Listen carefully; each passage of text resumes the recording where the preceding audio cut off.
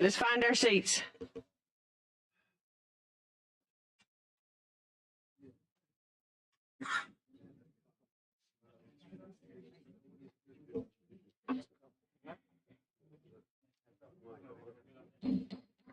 I'm going to call the meeting to order.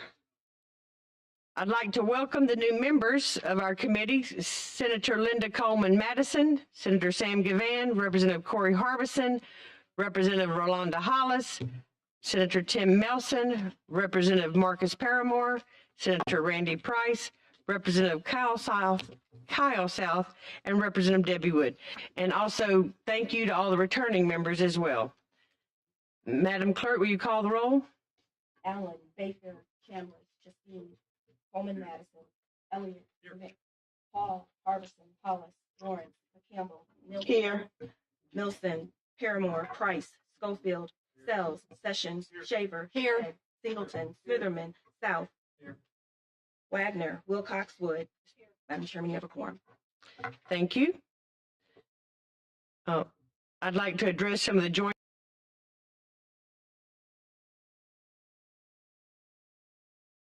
transportation committees. At your seat, you have a colored sheet, which is a draft of our subcommittee assignments. For the new members of this committee, we do kind of break up into topics and address some of the harder issues and get all the kinks worked out in the subcommittees. This is a draft.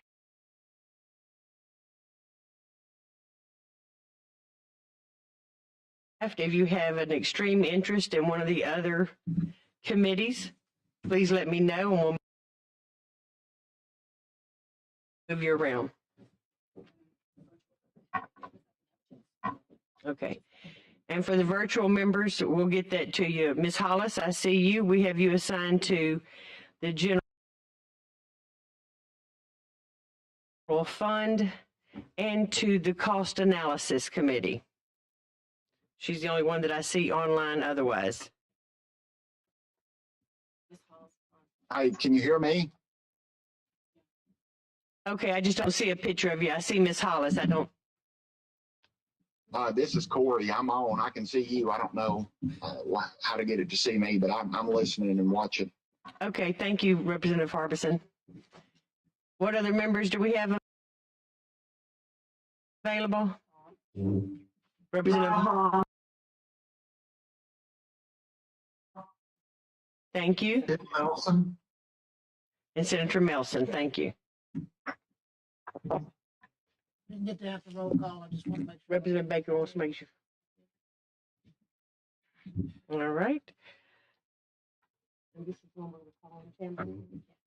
Senator Chambliss, we have you down for the policies and procedures of amending Act 2019. Yes, there's been several folks who've mentioned this to me, and I thought it was a good idea worth mentioning, is having a discussion about changing when we elect our chair and vice chair, to move it to the end of the year so that it would be effective during a calendar year, and it just might make a little more sense than in the middle of the year swapping. So anyway, I just wanted to maybe throw that around at the committee level and see if people agree or disagree, or if we want to change it or not. Madam Chair, You're recognized.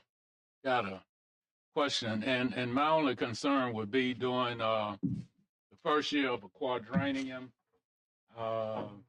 where we may have the old members that may not be coming back electing chairman for that first year.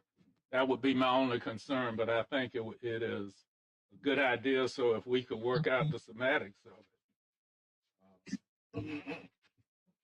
Yeah, I would. That's a good point, and I would suggest that the committee meets and discuss all the details of it, and there's maybe even some other thoughts that we're not thinking about right now. So I don't know. I guess, Madam Chair, it's your prerogative to call the Actually, you're the co-chair, and Representative Laurie Hall is the co-chair, so it'd be up to y'all to call the meeting. I would like to attend. And I think some other members that may not be assigned to it would like to attend as well.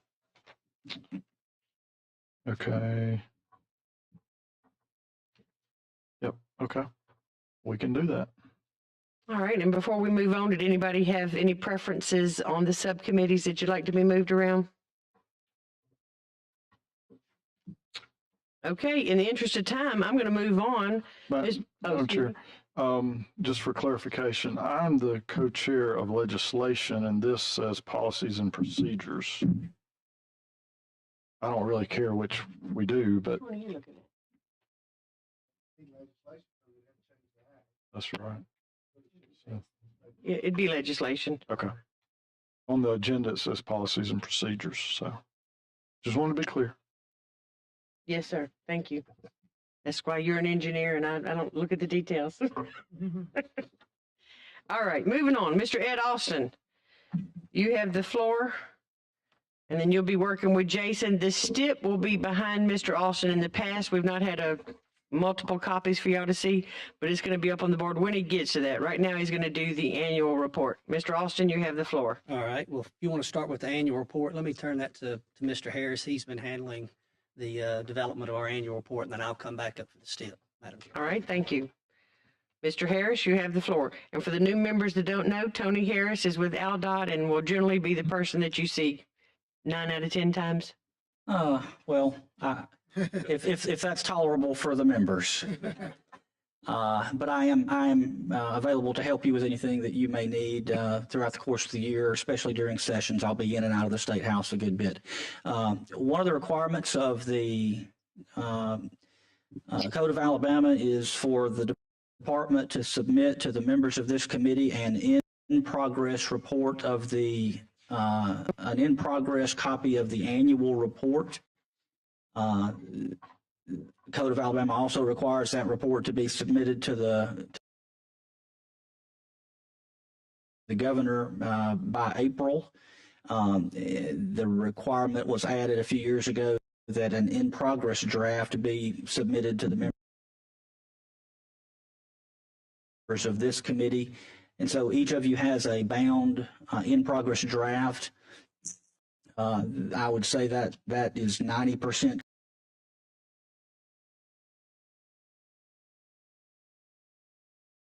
complete. And the code also requires or gives an opportunity to the members of this committee to provide any input within 30 days of this meeting. You can submit that back to me if you have any. In the past, I know Senator Chambliss has made some good contributions, changes. I've had a few typos even, and so we always appreciate that input and feedback. Do you have any particular areas that have changed since the last year, or of any areas that the committee should note? Nothing really jumps out. I will point out that we made some changes to how the statistical section is presented. It makes it a little bit easier to read. And I will say that for the last 4 years, we have had a section in there on the Rebuild Alabama portion of revenue that comes to the department. And so there's information in there on those receipts.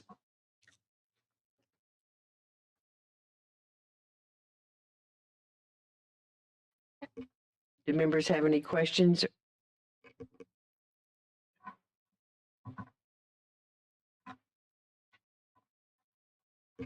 They have 30 days to submit information to you? That's correct.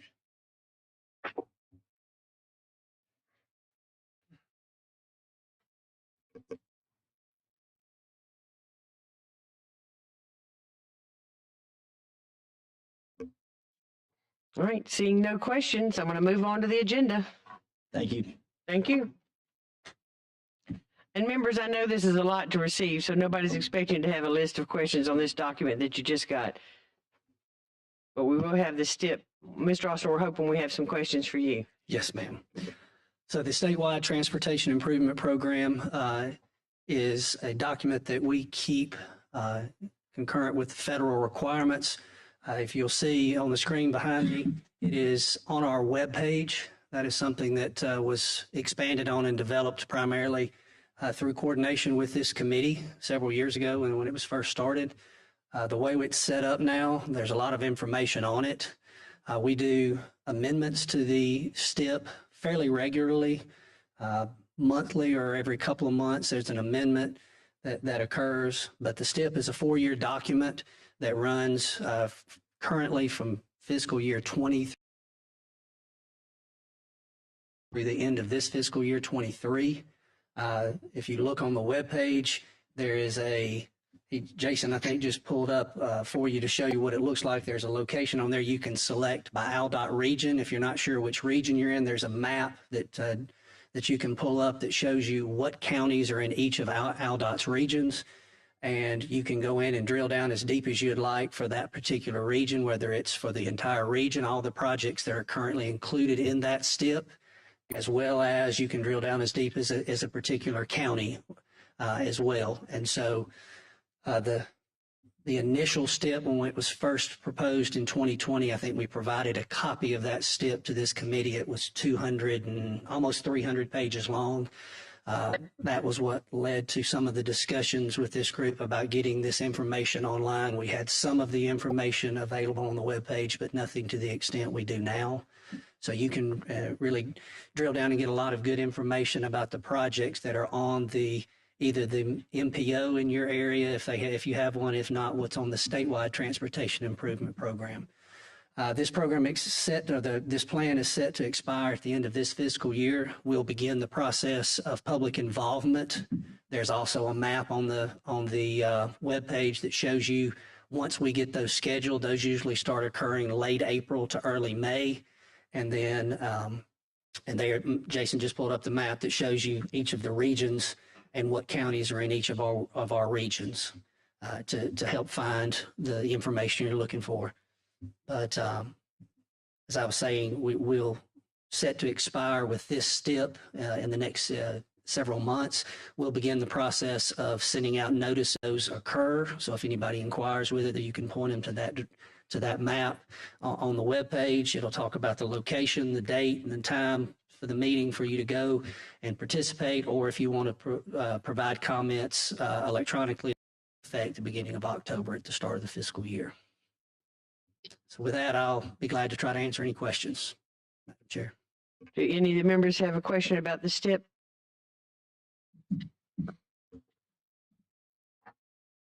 Members, there would be an invitation sent to you shortly from Mr. Austin. Did you want to elaborate on your Please. conference that you have coming up? Yes, ma'am, I'll be glad to. Every year in February, ALDOT, along with Auburn University and several others, put on a annual transportation conference. The first day, it's a 2-day conference. It's the 6th and 7th of February. It's a Monday and Tuesday. It's at the Renaissance downtown. The first day is keynote speaker, and then the governor's luncheon is that first day. Several technical sessions that follow, and then the next morning there'll be some technical sessions with a director's luncheon at noon the second day. We would like to invite all the members of JTC. Please join us either or both days if you can. We'll have a table reserved right down front for the members of the Joint Transportation Committee. So if you can attend, we'd love to have you. 12 o'clock. At the Hotel and Conference Center downtown. If you want to come, we'll be glad to. Please reach out to me. I'll get you any additional information about parking and other things if you need it. But we'd love to extend the invitation personally to each of you. And at this conference, they generally recognize some of the long-term employee Correct. So and retirements. So if you have somebody in your area, it's always good to be there with the people from your region. And then just to make a note, on the subcommittees, we coded you as to what area you're in. So if you're wondering what region, we show you in, and if not, correct us on that as well. Good. Okay. Yes, ma'am, we do. We acknowledge we have another area reserved adjacent to where the JTC members and other legislative members would sit for our retirees that are able to come. And then for those who have reached 25 years of service at a certain level of advancement with the department, we acknowledge them with an AASHTO 25-year meritorious service award at those. So some of those could very well be in any of y'all's districts. Like I said, I do encourage everybody to attend because you get to be able to get to know your region people better and the people doing the work. And there's a lot of contractors attend as well. Yes, ma'am. Contractors, consultants, there'll be quite a few entities that do work through ALDOT and with your local governments, your cities and counties as well. Do we have any questions of Mr. Alston? Thank you. You'll be hanging around in case they have questions after the meeting? Yes, ma'am. Thank you, sir. Thank you. Representative Philip Pettis. As y'all know, towards the end of the meeting, if any member of the Senate or the House has any issues that they'd like to bring before the committee, we are the Oversight Committee of ALDOT. So I encourage them to come. A lot of times things get worked out before they even get here. It may pop on the agenda and then pop off, but here is Representative Pettis to bring his issue before us. This body in 2019, we passed a law that said right in the left lane of an interstate for more than a mile and a half without passing would be a violation. The Department of Transportation at that time worked with them. They said they'd put up signs letting the people know. It didn't happen. So in 2021, I amended the law that directed them to put up signs. It passed this body, and to this day, on I-65, I come down yesterday, there's two signs between here and there, but they're not in compliance with the law. This law says every 50 miles on the interstate, there'll be a sign. So if you say 0 at 50, 100, 150, 200, 250, well, from 350, 300, 250, and 200, there's no signs on I-65. And it said at every interchange, 2059 in Birmingham, there's no signs. 459, there's no signs. I-85, there's no signs. As of this day, the Department of Transportation is still in violation of this law that's over 2 years old. I would ask for your help in getting DOT to do what the law says.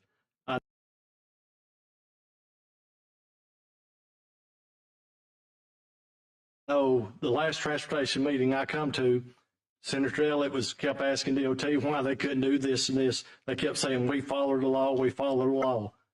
This bill says they do not follow the law. I just ask for your help in getting the Department of Transportation to be in compliance with the law. Thank y'all. Does anybody have any questions for Representative Pettis? Well, having traveled I-65 quite a bit, I'm in agreement with him. People that are lollygagging in left lane are a hazard. Mr. Alston? Question.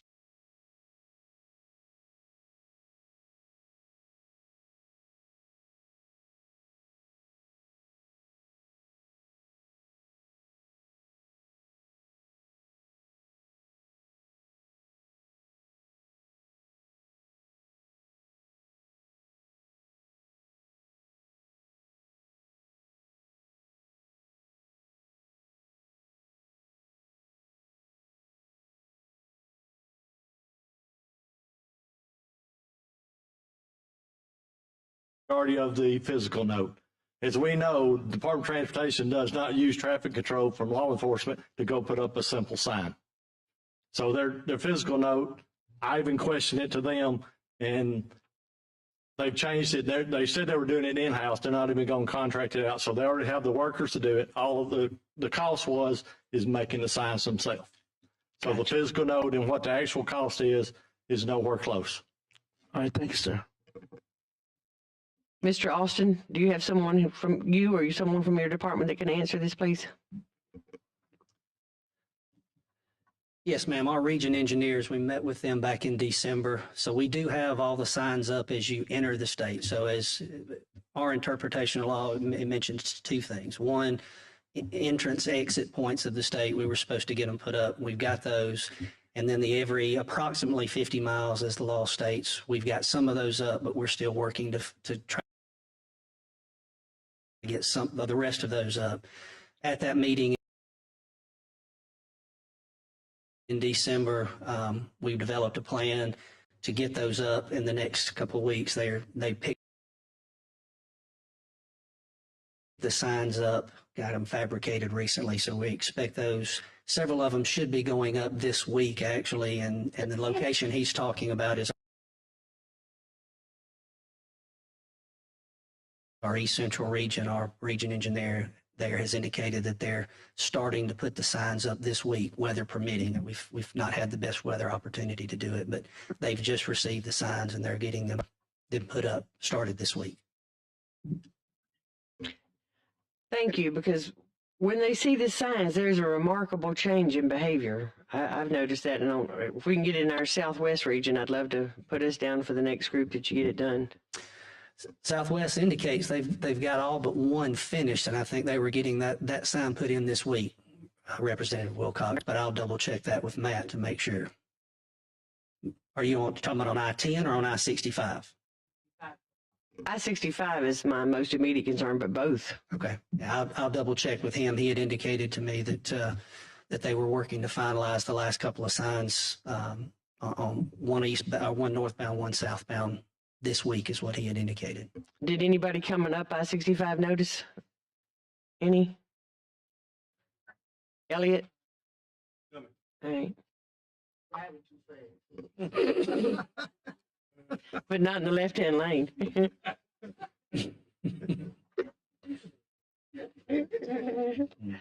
All right, now, members, this is an incredibly short meeting. We had a short notice on getting it going. We did have a couple of people on our agenda that kind of fell out, but we also had a request from some members because our last meeting was so incredibly long that we did kind of shorten this one. Do we have any business that needs to be brought to the attention of the committee? Representative Shedd? I just have a question. I'd like some more left lanes in my district, by the way. On the legislative committee, do we have any other legislation other than what was discussed coming in this session? I'm sorry.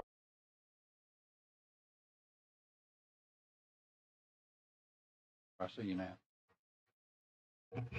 Not that I know of at this moment, but if anyone wants to submit some to me, then obviously we can take a look at it. Just curious. Thank you.